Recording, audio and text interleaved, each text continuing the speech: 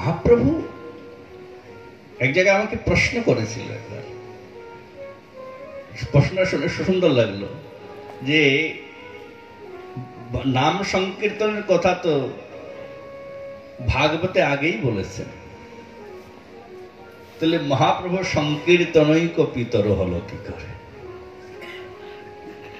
মহাপ্রভুকে সংকীর্তনের পিতা বলা, সংকীর্তনৈক পিতর কমলায়তাক্ষ আজ অনুলম্বিত ভুজে। চৈতন্য ভাগবতের মঙ্গলাচরণের প্রথম শ্লোক, আজ অনুলম্বিত ভুজৌ কনকাবদাতৌ সংকীর্তনৈক পিতরৌ কমলায়তাক্ষ বিশ্বম্ভরৌ দ্বিজবরৌ যুগধর্ম পালৌ বন্দে জগৎ প্রিয় করৌ করুণাবতার। করুণাবতার গৌর হরি। পিতা যেমন পুত্রের বা সন্তানের ভালো মন্দকে জেনে তার কর্তব্য কর্মকে নির্ধারণ করে, আমরা কলিযুগের জীব। এমনিতে তো মহাপ্রভু জগৎ পিতাই, জগতের পিতা কৃষ্ণ, যে না ভজে বাপ পিতৃদ্রোহী পাতকের জন্মে জন্মে তাপ, বহুবিধ উদাহরণ। এমনিতেও পিতা, কিন্তু সংকীর্তন পিতা, কেননা সংকীর্তন জগতে যদি দিয়েছেন কেউ তো কেবল মহাপ্রভু। পাপ নাশ করার জন্য দেন নাই, প্রেম প্রাপ্তির জন্য দিয়েছে। এখানে যে ঝাড়খণ্ডের কথা বললাম, বিবেক শূন্য সেই বন্য পশুগণ, হিংস্র জন্তুগণ মহাপ্রভুর হস্তস্পর্শযুক্ত ধূল লাভ করে তারা মুখ থেকে উচ্চারণ করছেন নামকে, তারা পাপ খণ্ডন, তারা তো জানেনই না নাম কি জিনিস। কিন্তু মহাপ্রভুর এমনই কৃপা, তারা প্রেম লাভ করলেন। আর এটা নামের স্বভাব, নাম কোন সাধারণ বস্তু তো নয়। শ্রী রূপ গোস্বামীপাদ লিখছেন, নিখিল শ্রুতি মৌলি রত্নমালা দুতি নিরাজিত পাদ পঙ্কজান্ত ওই মুক্ত কুলৈর উপাস্যমান পরিতস্তাম হরিনাম সংশ্রয়া। মুক্ত কুলির আস্বাদন,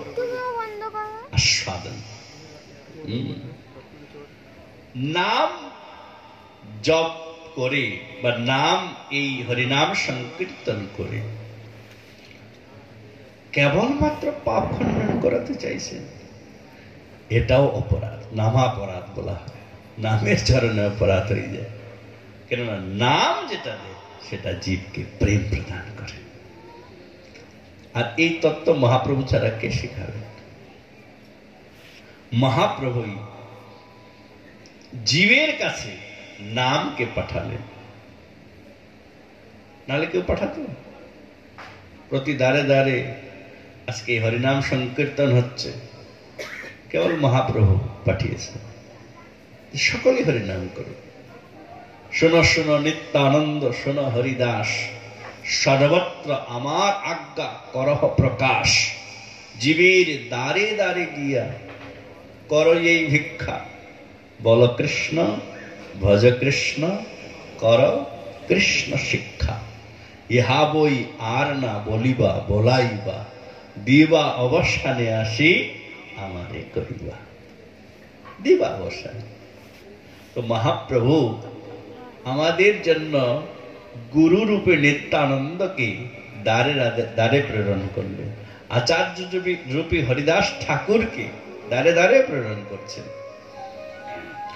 অতএব গৌর হরির দয়া করহ বিচার, বিচার।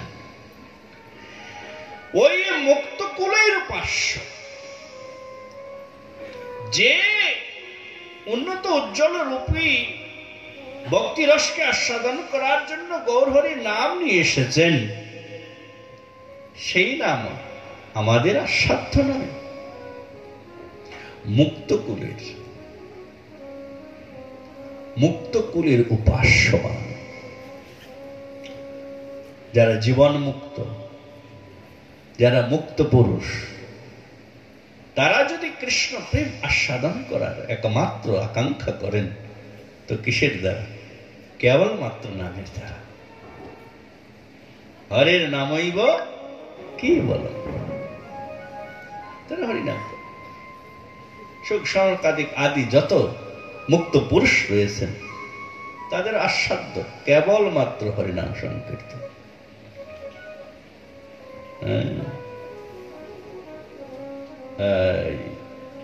মহাপ্রভুরই এক পার্ষদ রয়েছেন, বোধহয় নামটা আমার ভুলে গেলাম। হ্যাঁ, মহাপ্রভুরই পার্ষদ গোপাল গুরু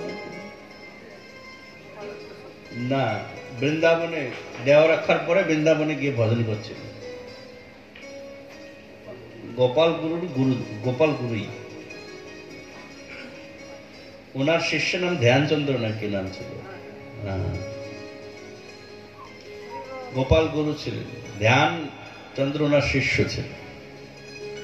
গোপাল গুরু দেহ রক্ষা করেছেন, ধ্যানচন্দ্রকে মহন্ত মানে পুরীতে ছিলেন। মহন্ত হওয়ার পরে মহন্তের ঝামেলা তো জানেন না, গুরুগিরি কাজ করা ঝামেলা বড়। উনি খুব অতিষ্ঠ হয়ে গেলেন। সেই সময় পুরীর একজন গেছিলেন বৃন্দাবন। উনি গিয়ে ধীর সমীর নামক এক স্থানে গোপাল গুরু গোস্বামীকে তপস্যারত দেখতে পেলেন। উনি জানতেন না যে উনি গত হয়ে গেছেন। উনি যখন আসলেন ফিরে, তো উনার কাছে গেছেন ধ্যানচন্দ্রের কাছে, যে তোমার গুরু ওখানে দেখে এলাম। গুরুদেব তো আমার প্রাপ্তি হয়ে গেছেন। আমি দেখে এলাম কতদিন আগে, বললাম এতদিন আগে। বলে আমি তাহলে গুরু দর্শন করতে যাব। উনি তখন ওখানে গেলেন, গিয়ে দেখছেন গুরুদেব ওইখানে হরিনাম আস্বাদন করছে। অর্থাৎ সিদ্ধ স্বরূপেতেও, সিদ্ধত্ব লাভ করার পরেও নাম প্রেমী বা নাম রস আস্বাদনকারী সাধকের প্রাপ্তি একটাই, নাম। এই জন্য এখানে বলেছেন ওই মুক্ত কুলের উপাসনা, নাম সংকীর্তন মুক্ত কুলের আস্বাদন। আমি কেবল এইটুকু আপনাদের বলতে চাইছি যে মহাপ্রভু যে তত্ত্ব নিয়ে এসেছেন সেটা কি? মহাপ্রভু মহাবদান্য কেন, ঔদার্য কেন? কেন আমরা সেটা প্রাপ্তির যোগ্য নই, কিন্তু মহাপ্রভু যোগ্যতা দিচ্ছেন। এটা হলো ঔদার্যতা।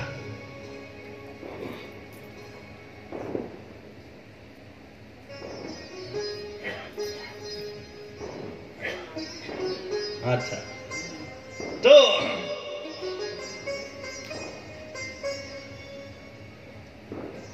মহাপ্রভু ওই মুক্ত কুলের উপাসনা, নাম সংকীর্তন মুক্ত কুলের উপাস্য। কেবল কি মুক্তগণ আস্বাদন করেন? রাধারানী যখন কৃষ্ণ রস আস্বাদন করেন, কৃষ্ণ প্রেম আস্বাদন করেন, রাধারানী দুই ভাবেতে কৃষ্ণ প্রেমকে আস্বাদন করেন, বিপ্রলম্ব আর সম্ভ, মাদনাক্ষ আর মোহনাক্ষ। সম্ভোগে মিলন, বিপ্রলম্বে বিরহ। এই জন্যই তো মহাভাব স্বরূপা।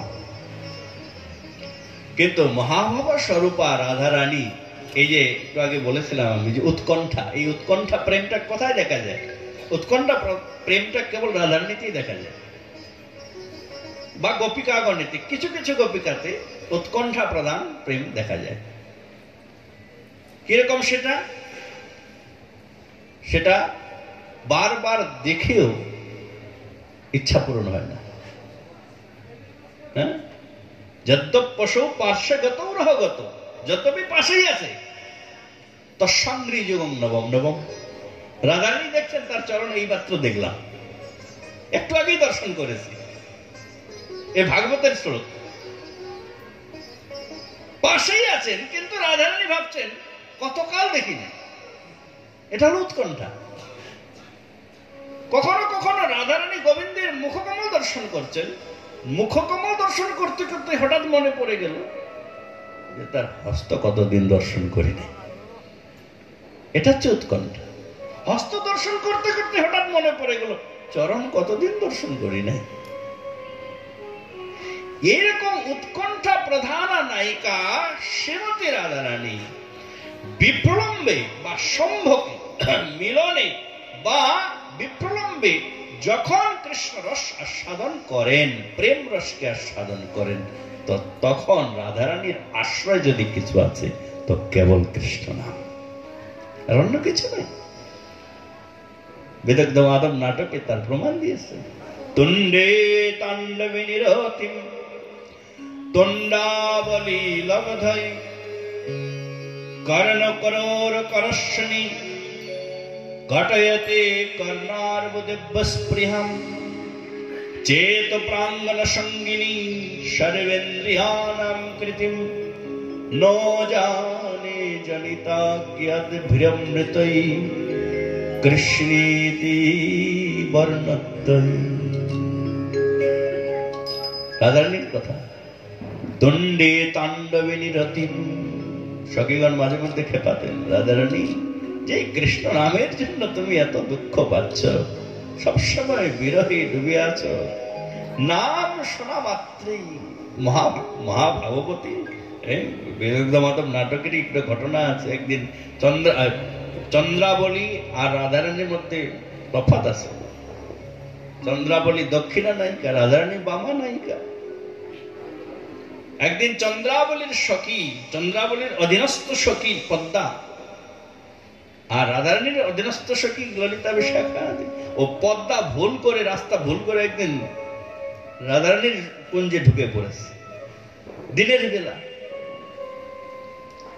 ললিতা দেখলেন পদ্মা আসছে, প্রায় সংযোগ হয় না এটা, কেন ওই কুঞ্জের গোপী এই কুঞ্জে আসবে না, এই কুঞ্জের গোপী ওই কুঞ্জে যায় না। অত দূরের কথা ছাড়ুন, রঘুনাথ দাস গোস্বামী চন্দ্রাবলী কুণ্ডের ডোনা দেখে ফেঁকে দিলেন। নিষ্ঠা এরকম জিনিস। অতএব পদ্মা এসেছেন, ললিতা স্বাগত করছেন, পদ্মে আসো আসো বসো, তোমাকে তো আমরা কোনোদিন সেবা করতে পারি না। পদ্মা বলছেন, না না সখী, আমার সেই সৌভাগ্য কোথায় তোমাদের কাছে বসবো? কেন, দিনের বেলা এমন কি কাজ? বলে, এখন এমন কোনো কাজ তো নেই, কিন্তু আমার যে ইষ্টা, আমার যে চন্দ্রাবলী সখী, সেই চন্দ্রাবলী সখীকে সর্বদা কৃষ্ণ নাম শোনাতে হয়, নাহলে বিহবলা হয়ে পড়েন। এই কথা শুনে ললিতা সখী বলছেন, পদ্মা তুমি মহাভাগ্যবতী, তোমার সখীকে তুমি সর্বদা কৃষ্ণ নাম শোনাও, তাতে তাতে তোমার কৃষ্ণ নাম উচ্চারণ হয়ে যাচ্ছে। পদ্মা তখন জিজ্ঞাসা করলেন, যে তোমাদের সখী রাধারানী কি কৃষ্ণ নাম শুনে না? তাকে কি কৃষ্ণ নাম শোনাও না তোমরা? ললিতা বলছেন, সে ভাগ্য আর আমাদের কোথায় সখী। রাধারানী কৃষ্ণ নাম শোনা দেখা তো দূরে থাক, কৃষ্ণ নামটা কানে যাওয়া মাত্রই হা কৃষ্ণ বলে রাধারানী অচৈতন্য হয়ে পড়েন। এই জন্যই তো তিনি মহাভাব স্বরূপ। সেই রাধারানী বলছেন, তুণ্ডে তাণ্ডবে নিরতিম। সখী, যেই কৃষ্ণ নামকে বাদ দিতে বলছো, সেই কৃষ্ণ নাম জিহ্বায় যদি একবার ভুল করে এসে যায়, ভুল করে একবার কৃষ্ণ শব্দটা উচ্চারণ হওয়া মাত্রই তুণ্ডে তাণ্ডবিনী, জিহ্বা তাণ্ডব করতে থাকে। মনে হয় যে কোটি কোটি জিহ্বায় কেবল কৃষ্ণ কৃষ্ণ কৃষ্ণ কৃষ্ণ উচ্চারণ করে। হে সখী, কানে যদি একবার কৃষ্ণ নাম প্রবেশ করে, কর্ণার্বুদিব্যস্পৃহম, মনে হয় 10,000 কান লাভ করি, আর প্রতিটা কানে কেবল কৃষ্ণ কৃষ্ণ কৃষ্ণ কৃষ্ণ শব্দ শুনি। চিত্তেতে যদি একবার কৃষ্ণ স্মরণ হয়, তাহলে সেই চিত্তটাই বিকল হয়ে যায়। জানি না সখী, বিধাতা ব্রহ্মা কৃষ্ণ এই দুটা বর্ণের মধ্যে একসাথে কত অমৃত ভরে দিয়েছেন। ন জানি জনিতা কিয়দ ব্রহ্মৃতৈ কৃষ্ণেতি বর্ণত্বৈ।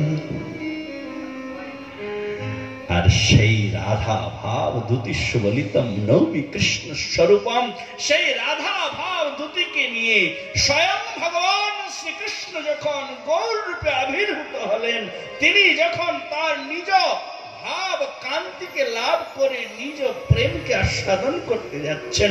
রাধায়া প্রণয় মহিমা কীদৃশ বানয়ৈবা সাধ্য জেনাদ্ভুত মধুরিমা কীদৃশ বা মদীয় সকঞ্চস্য মদনুভবত কীদৃশং ব্যতিলোভাৎ তদ্ভাবাট্ট সমজনী সচিকরব সিন্ধু হরিন্দু। রাধারণীর প্রেম কিরূপ, আমার অদ্ভুত ভগবত্তা কিরূপ, প্রেম রসের আস্বাদ কিরূপ, এই তিন রসকে যখন স্বয়ং শ্রী শ্রীকৃষ্ণ আস্বাদন করতে যাচ্ছেন, তখন তিনি যদি কিছু দিয়ে আস্বাদন করছেন তো কেবলমাত্র হরে কৃষ্ণ কৃষ্ণ কৃষ্ণ হরে হরে, হরে রাম রাম রাম হরে হরে। চিন্তা করেন, স্বভক্তি শ্রিয়ম, সেই নিজ ভক্তি সম্পত্তি যার দ্বারা তিনি নিজে সেই তার অপূরিত দাপরে পূরণ হয়নি যেই ভাব রস, সেই ভাব রসকে তিনি যখন কলিতে গৌর রূপে আস্বাদন করতে এসেছেন, তখন যার আশ্রয় নিয়ে করেছেন সেটা হলো এই নাম, এই হরিনাম সংকীর্তন। তাহলে চিন্তা করেন, সেই হরিনাম সংকীর্তন মহাপ্রভুর কতটা নিজের সম্পত্তি। হ্যাঁ, চৈতন্য চরিতামৃত লিখছেন, মহাপ্রভু জগন্নাথ দর্শন করতেন, মহাপ্রভু প্রেম রস আস্বাদন করতেন, মুখে কৃষ্ণ কৃষ্ণ নাম, জগন্নাথ নামটাও বলতে পারতেন না, যজগো বলতেন।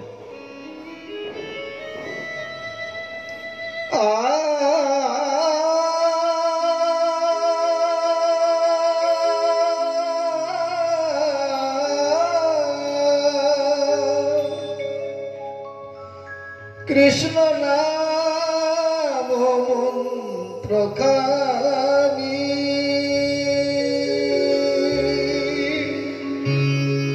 শিখাইয়া দাগো, যে পথে যে দেশে আছেন কৃষ্ণ সেটা নিয়ে যাবো। কৃষ্ণ নামের আখি বাড়ি দার দার বহিবে, কৃষ্ণ নামের আখি বাড়ি দার দার বহিবে, যে পথে যাইব আমি, যে পথে যাইব আমি, না বলি খালইবে।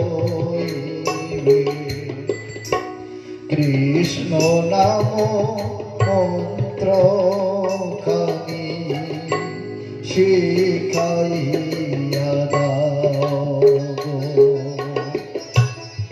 কৃষ্ণ নাম মন্ত্র খানি শিখাইয়া দাও। কৃষ্ণ নামের আখি বাড়ি তার তার হইবে, কৃষ্ণ নামের আখি বাড়ি তার তার হইবে, যে পথে যাইব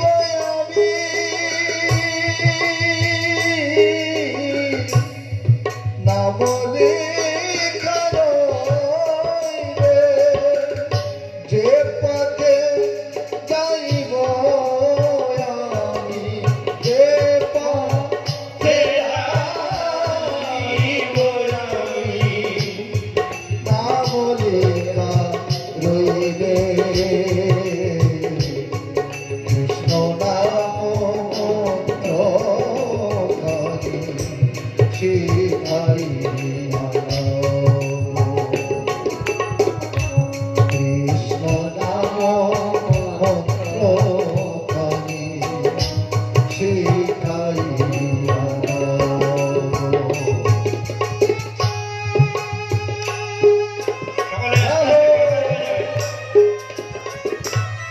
नाम प्रभु की गौर सुंदर की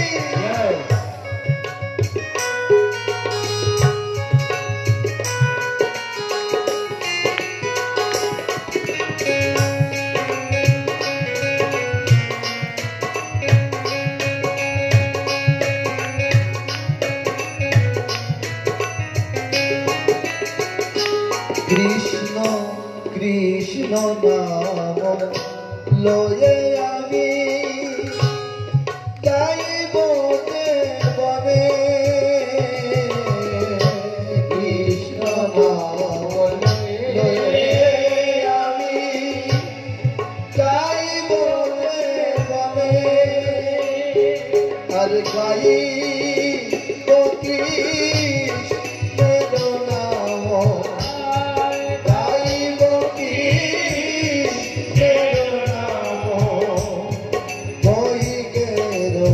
সনে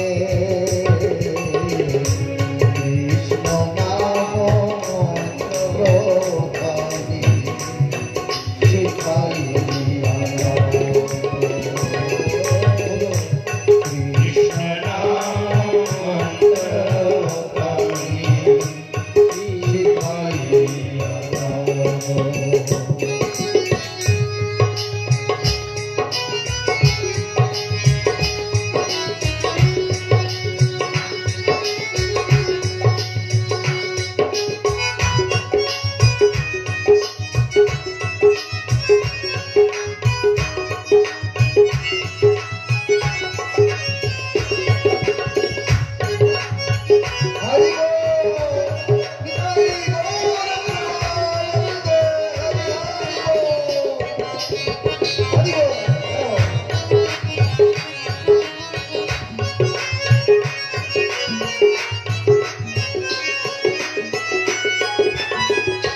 কৃষ্ণ নামের নামাবলী অঙ্গেতে ধরিব কৃষ্ণ নামের সবাই গাইব অঙ্গেতে ধরিব কৃষ্ণ নামের নামাবলী অঙ্গেতে ধরিব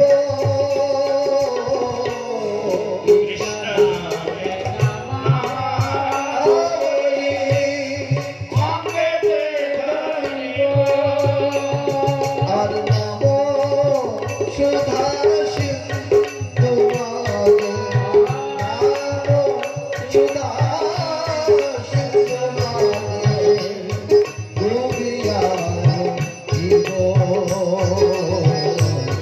কৃষ্ণ নাম প্রকানি শিখাইয়া কৃষ্ণ নাম মন্ত্র কানি শিখাইয়া মন চেয়ে সে আছে কৃষ্ণ সে আছে কৃষ্ণ সে তারি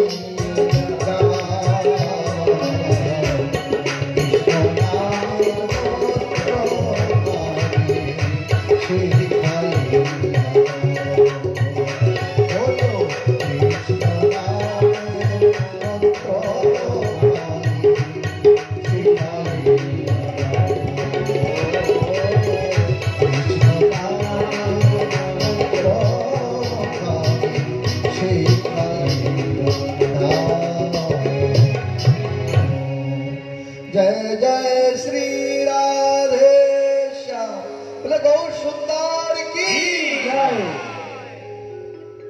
गौर हरि নিজেই নিজ নামকে আস্বাদন করছেন। এটাই হলো প্রেমের তাৎপর্য। গরুর স্তম্ভের পাশে রহি করে দর্শনে, সে দর্শনের কি কহিব বলে। গরুর স্তম্ভের পাশে আছে নিম্ন খালে, সেই খাল ভরিল অশ্রু জলে। মহাপ্রভু নিজের আস্বাদন করছেন, জগন্নাথকে দর্শন করছেন গরুড় স্তম্ভের পিছন থেকে। কিন্তু এখানে সম্ভোগ লীলা নয়, এখানে সম্ভোগে বিপ্রলম্ব। এটাই বড় তাৎপর্য। ভাবটা কি? রূপগোস্বামীপাদ সেই ভাব উল্লেখ করছেন, যেমন কুরুক্ষেত্রেতে গোবিন্দ দর্শনে রাধারানীর ভাব। শতবর্ষ পরে গোবিন্দের সাথে রাধারানীর সাক্ষাৎ হয়েছিল কুরুক্ষেত্রে। ভাবি বিভাবিতা, সর্বদা হৃদয় গোবিন্দে বিরাজিত। বলছেন যে 100 বছর পর যখন গেছেন কুরুক্ষেত্রে, সেইখানে গোবিন্দের 16,108 মহিষীও গিয়েছিলেন। রুক্মিণী, সত্যভামা, জাম্বুবতী সকলেই জেদ ধরলেন, আমরা রাধারানীকে দেখব। গোবিন্দ বললেন, ঠিক আছে, রাধারানীকে যাও, দেখে আস। কিন্তু রাধারানীর কাছে যাবে, খালি হাতে যাবে না, কিছু উপঢৌকন সাথে নিয়ে যাবে। প্রথমবার রাধারানীকে দেখতে যাচ্ছ কুরুক্ষেত্রে। রুক্মিণী চিন্তা করলেন, কি নিয়ে যাই রাধারানীর জন্য। দুগ্ধ গরম করে নিয়ে গেছে, গোয়ালিনী দুগ্ধ পান করবে।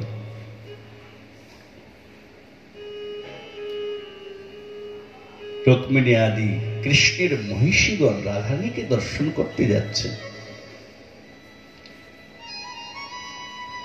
কেননা তাদের মধ্যে একটাই কৌতূহল। 16,108 মহিষী কৃষ্ণের দ্বারকা, কিন্তু গোবিন্দ একদিন রাধা নাম ছাড়া ঘুমায় না। রাধারানী কিরকম? তারা যাচ্ছেন রাধারানীকে দর্শন করতে। অদ্ভুত মধুরিমা রাধারানীর, কি সৌম্য, কি শান্ত, কি প্রেম। রাধিকা ভাব গম্ভীর, চিত্ত যেবা মহাধীর, গণসঙ্গ না কইল জীবন। মহাভাব গম্ভীর রাধারানী। রুক্মিণী আদি সকলেই দেখে কৃতকৃতার্থ হলেন, রাধারানীর চরণে প্রণাম করলেন। রাধারানী বলছেন, রুক্মিণী বলছেন, দেবী, আমরা তো আপনার জন্য কিছু উপহার নিয়ে এসেছি, এই গরম দুগ্ধ আপনি পান করুন। রাধারানী বলছেন, রুক্মিণী,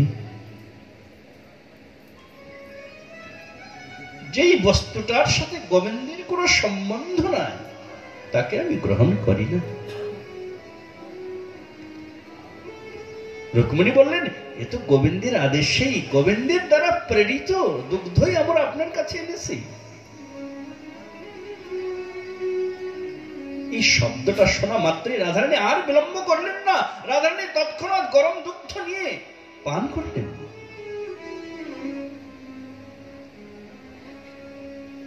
আজকে রুক্মিণী এসেছেন গোবিন্দের কাছে। যখন এই রুক্মিণী রাধারানীর চরণ ধাবন করতে গেছেন, দেখছেন গোবিন্দের চরণে ফোসকা পড়ে গেছে। রুক্মিণী জিজ্ঞাসা করছেন, প্রভু আপনার চরণে ফোসকা কেন?